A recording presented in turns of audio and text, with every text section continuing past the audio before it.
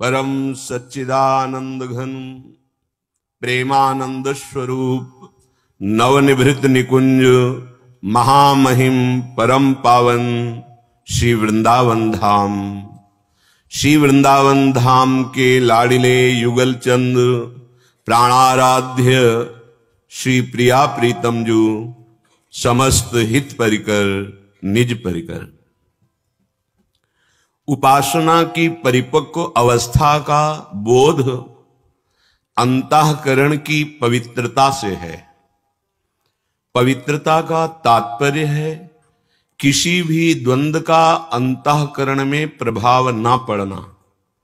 सुख दुख, लाभ हानि, मान अपमान, सिद्धि असिद्धि या मृत्यु ही का क्यों भय न हो, किंचन मात्र अंतःकरण पे परिपक्व अवस्था को प्राप्त हुए भजनानंदी महात्मा के हृदय में नहीं पड़ता।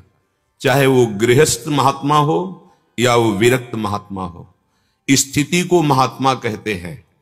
जिसकी ऐसी स्थिति भजन में हो गई है कि किसी भी सांसारिक द्वंद्व का प्रभाव उसके हृदय को व्यथित, विचलित, दुखी नहीं कर पाता। यही उसकी सिद्धावस्था का स्वरूप है, क्योंकि आत्मस्वरूप में ना कभी विकार था, ना है, ना रहेगा।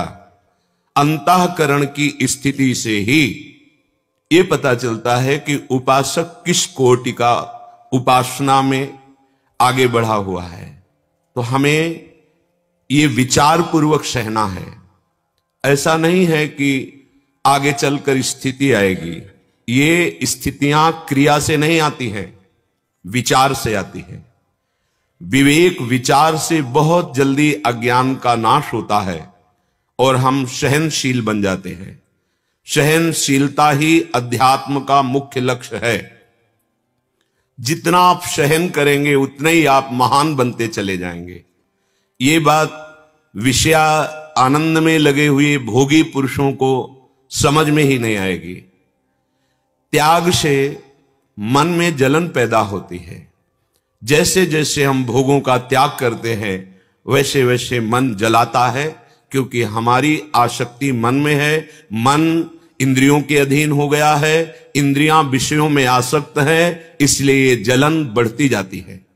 पर त्याग के साथ साथ यदि हमारा भजन भी चल रहा है तो भजन की शीतलता हृदय की अशांति को नष्ट कर देती है।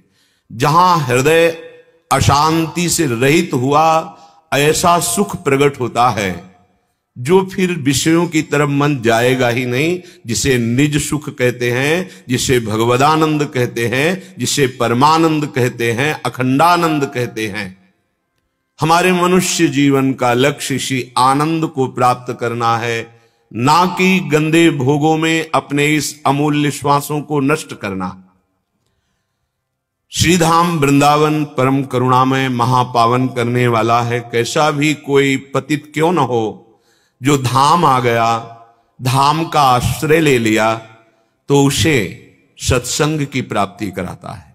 भगवान की कृपा, धाम की कृपा, नाम की कृपा, सबसे पहले नाम धाम रूप लीला में डूबे हुए जो भगवत प्रेमी महात्मा हैं उनका संग कराती है।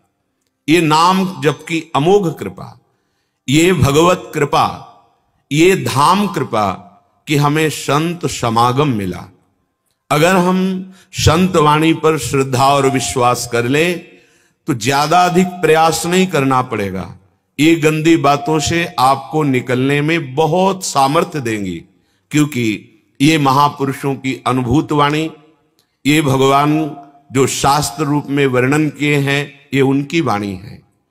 भगवान जैसे सच्चिदानंद है तो उनका नाम भी सच्चिदानंद है, उनकी वाणी भी सच्चिदानंद है, उनकी चेष्टाएं लीलाएं भी सच्चिदानंद है।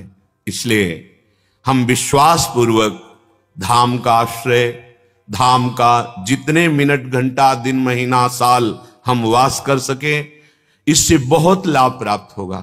जो बड़े बड़े साधनों से पापों का नाश नहीं होता, धाम की वायु जब रज का स्पर्श करके हमारे शरीर को स्पर्श करती है तो परम पावन कर देती है।